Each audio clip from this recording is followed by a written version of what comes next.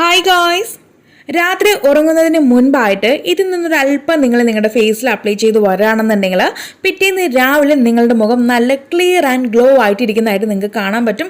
അത്രമാത്രം എഫക്റ്റീവ് ആയിട്ടുള്ള ഈ ഒരു ഗ്ലോയിങ് അല്ലെങ്കിൽ ഒരു ബ്രൈറ്റനിങ് ജെല്ല് വീട്ടിൽ എങ്ങനെ ഉണ്ടാക്കാം എന്നുള്ളതാണ് ഇന്നത്തെ ഈ ഒരു വീഡിയോ കേട്ടോ. അപ്പോൾ നിങ്ങളിത് തുടർച്ചയായിട്ട് ചെയ്ത് വരികയാണെന്നുണ്ടെങ്കിൽ തീർച്ചയായും നിങ്ങളുടെ മുഖത്തിലുണ്ടാവുന്ന ആ ഒരു മുഖക്കുരു വന്ന പാടുകളാണെങ്കിലും കുരുക്കളാണെങ്കിലും ഇതൊന്നും ഇല്ലാതെ മുഖം നല്ല ക്ലിയർ ആൻഡ് ബ്രൈറ്റ് ആയിട്ടിരിക്കാനായിട്ട് നിങ്ങൾക്ക് കാണാൻ പറ്റും. മാത്രമല്ല നമുക്ക് പെർമനന്റ് ആയിട്ടുള്ള ഒരു ഗ്ലോ കൂടി നമ്മുടെ ഫേസിൽ എന്നും ഉണ്ടാവും കേട്ടോ. ഞാൻ ഈ പറഞ്ഞ മെത്തേഡിൽ ഉപയോഗിച്ച് നിങ്ങൾ വരികയാണെന്നുണ്ടെങ്കിൽ അപ്പോൾ ഗൈസ് നമുക്ക് ഈ ഒരു ജെല്ല്, ഈ ഒരു ബ്രൈറ്റനിങ് ഗ്ലോ ജെല്ല് എങ്ങനെ തയ്യാറാക്കിയെടുത്തു എന്നുള്ള വീഡിയോ സ്റ്റാർട്ട് ചെയ്യാം. ഇത് തയ്യാറാക്കാനായിട്ട് നമുക്ക് ആദ്യം വേണ്ടത് അലോവേരയുടെ ജ്യൂസാണ്, കറ്റാർവാഴ ജ്യൂസ്. അപ്പോൾ ഇത് ഞാൻ പലതവണയായിട്ട് പറഞ്ഞിട്ടുണ്ട് ഇത് എങ്ങനെ എടുക്കുന്നു എന്നുള്ളത്. നമ്മൾ കറ്റാർവാഴ എടുത്ത് അതിനകത്തുള്ള പൾപ്പ് നല്ല രീതിക്ക് പ്രോപ്പറായിട്ട് കഴുകട്ടോ. കഴുകി അതിൻ്റെ വഴുവഴുപ്പെല്ലാം മാറ്റി നമ്മൾ അരച്ച് അത് തിളപ്പിച്ച് ഫിൽറ്റർ ചെയ്ത് കൊണ്ടുവന്നിട്ടുള്ളതാണ്. അപ്പോൾ നല്ല രീതിക്ക് തണുത്ത് വന്നിട്ടുണ്ട് കേട്ടോ. അങ്ങനെ എടുത്തിട്ടുള്ള ഒരു ജ്യൂസാണ് ഈ കാണുന്നത്. പിന്നീട് നമ്മൾ ഇതിനകത്തേക്ക് ചേർത്ത് കൊടുക്കാൻ പോകുന്നത് സാഫ്രോൺ ആണ്. സാഫ്രോൺ നമ്മുടെ സ്കിന്നിൽ ഉണ്ടാകുന്ന പിമ്പിൾസ് പോകാനായിട്ടും മാർക്സ് പോകാനും നമ്മുടെ സ്കിൻ ടോൺ ഇൻക്രീസ് ആക്കാനായിട്ടൊക്കെ ഹെൽപ്പ് ചെയ്യും.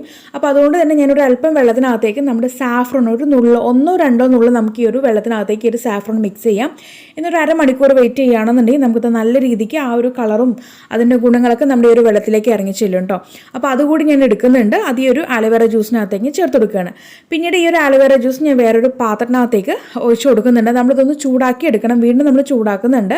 അപ്പോൾ ചൂടാക്കണേക്ക് മുന്നായിട്ട് നമ്മൾ ഇതിനകത്തേക്ക് ഒരു കാര്യം കൂടി ചേർത്തിട്ടാണ് അത് ചൂടാക്കി എടുക്കുന്നത് കേട്ടോ. അത് വേറെ ആരുമല്ല, നമ്മുടെ കോൺഫ്ലോർ ആണ്, നമ്മുടെ ചോളപ്പൊടിയാണ്. ചോളപ്പൊടി ഞാനിവിടെ 1.5 ടീസ്പൂൺ ചേർക്കുന്നുണ്ട്. ഇത്ര മാത്രം മതി. കുറച്ച് ലൂസായിട്ടാണ് ഞാൻ ഉണ്ടാക്കുന്നത്. ഒരുപാട് അങ്ങ് കട്ടിയായിട്ട് നമ്മൾ എടുക്കുന്ന സമയത്ത്, നമ്മളിത് ഫ്രിഡ്ജിൽ സ്റ്റോർ ചെയ്യുന്ന സമയത്ത് 1-2 ദിവസം കഴിയുമ്പോൾ അത് വല്ല ഭയങ്കര അപ്പ കട്ടി പോലെ ഇരിക്കും കേട്ടോ. അപ്പോൾ അത് വരാതിരിക്കാൻ വേണ്ടിയിട്ടാണ് കുറച്ച് ലൂസായിട്ട് ഉണ്ടാക്കാൻ പറയുന്നത്. അതുപോലെ തന്നെ നമുക്ക് ഒരു പാക്ക് ഇട്ട ഒരു ഫീലും ഉണ്ടാവില്ല. അതുകൊണ്ട് ആ ഒരു കാര്യം ശ്രദ്ധിച്ച് വേണം നിങ്ങൾ ചെയ്യാനായിട്ട്. അപ്പോൾ 1.5 ടീസ്പൂൺ നമ്മൾ കോൺഫ്ലവറും കൂടി ചേർത്ത് നല്ല രീതിക്ക് മിക്സ് ചെയ്ത് കൊടുക്കുന്നുണ്ട്. മിക്സ് ചെയ്ത് ഒന്ന് ചൂടാക്കി എടുക്കട്ടെ. മീഡിയം ഫ്ലെയിമിലിട്ട് നല്ല രീതിക്ക് ഒന്ന് ചൂടാക്കി കൊണ്ടുവരാം. അപ്പോൾ ഗൈസ് നമ്മൾ മീഡിയം ഫ്ലെയിമിലിട്ട് നമ്മുടെ ഒരു കൂട്ട് ചൂടാക്കി കുറുക്കി കൊണ്ടുവന്നിട്ടുണ്ട്. അതായി കാണുന്ന രീതിയിൽ ഒരു ലൂസ് കൺസിസ്റ്റൻസിയിലാണ് കുറുക്കി എടുത്തിരിക്കുന്നത്. പക്ഷെ നമ്മൾ ഈ ഒരു കൂട്ട് തണുത്ത് കഴിയുമ്പോൾ ഇച്ചിരി കൂടി അങ്ങ് കട്ടിയായി വരും കേട്ടോ. അപ്പോൾ ഈ ഒരു കൺസിസ്റ്റൻസിയിലാണ് ഞാനത് ചൂടാക്കി എടുത്തിരിക്കുന്നത്. ഇനി നമുക്കിത് തണുത്തതിന് ശേഷം നമുക്ക് നോക്കാം ഇത് എത്രമാത്രം ആ ഒരു തിക്ക് കൺസിസ്റ്റൻസിയിൽ വന്നിട്ടുണ്ട് എന്നുള്ളത്. ബാക്കി കാര്യങ്ങളൊക്കെ പിന്നീട് ഞാൻ പറയാം കേട്ടോ, എന്തൊക്കെയാണ് ചേർക്കുന്നത് എന്നുള്ളത്. അപ്പോൾ ഇത് തണുക്കാനായിട്ട് നമുക്ക് സമയം കൊടുക്കാം. തണുത്ത് വന്നതിന് ശേഷം നമുക്ക് നോക്കാം ഇത് എത്രമാത്രം നല്ല തിക്കായിട്ട് നമുക്ക് കിട്ടിയിട്ടുണ്ടെന്നുള്ളത്. അപ്പോൾ ഗൈസ് കണ്ടല്ലോ, ഈ ഒരു രീതിയിൽ നമുക്ക് തിക്കായിട്ട് കിട്ടിയിട്ടുണ്ട്. അത് ഞാൻ നേരത്തെ പറഞ്ഞത് നമുക്കിത് തണുത്ത് കഴിയുമ്പോൾ കുറച്ചും കൂടി തിക്കായിട്ട് വരും എന്നുള്ളത്. അപ്പോൾ നിങ്ങളത് കുറുക്കുന്ന സമയത്ത് പ്രത്യേകം ഞാൻ പറഞ്ഞ രീതിക്ക് മീഡിയം ഫ്ലെയിമിലിട്ട് ഞാൻ കാണിച്ച ആ ഒരു കൺസിസ്റ്റൻസിയിൽ വേണം നിങ്ങളത് കുറുക്കിയെടുക്കാനായിട്ട്. ഒരുപാട് അങ്ങ് കട്ടിയായി കഴിയുമ്പോൾ നമുക്കിത് ഫേസിൽ അപ്ലൈ ചെയ്യുമ്പോൾ ഒരു പാക്ക് ഇട്ട ഫീൽ ആയിരിക്കും. അപ്പോൾ അത് വരാതിരിക്കാൻ വേണ്ടിയിട്ടാണ് ഈ പറയുന്നത്.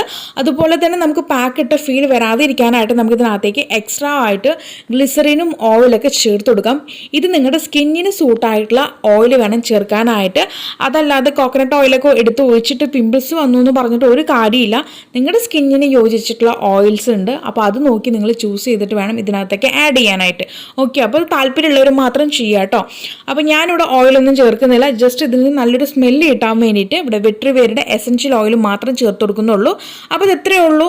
വളരെ ഈസി ആയിട്ട് പെട്ടെന്ന് തന്നെ നമ്മളത് തയ്യാറാക്കി എടുത്തോട്ടോ. അപ്പോൾ ഈ ഒരു ഫേസ് ജെൽ നിങ്ങൾ രാത്രി കിടക്കുന്നതിന് മുൻപായിട്ട് ഒരല്പം, ഒരുപാട് അങ്ങ് ആയിക്കഴിയുമ്പോൾ നമുക്ക് ഫേസ് വലിഞ്ഞു മുറുകുന്നതായിട്ട് ഫീൽ ആവും.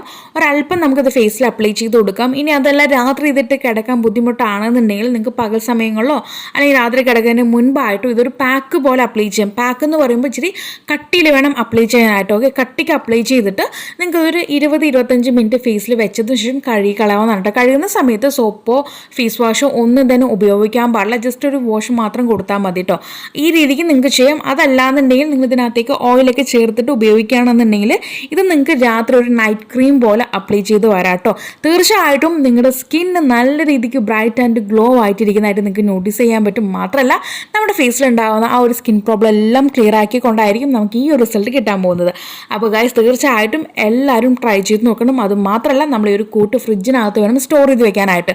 പുറത്തൊന്നും വെച്ച് ഉപയോഗിക്കാൻ പാടില്ല, പെട്ടെന്ന് തന്നെ ചീത്തയായി പോകും. അപ്പോൾ ഇത് ഫ്രിഡ്ജിനകത്ത് വേണം നിങ്ങൾ സ്റ്റോർ ചെയ്ത് വെക്കാനായിട്ട്. അപ്പോൾ ഞാൻ ഈ പറഞ്ഞ മെത്തേഡിൽ എല്ലാവരും ട്രൈ ചെയ്ത് നോക്കുക.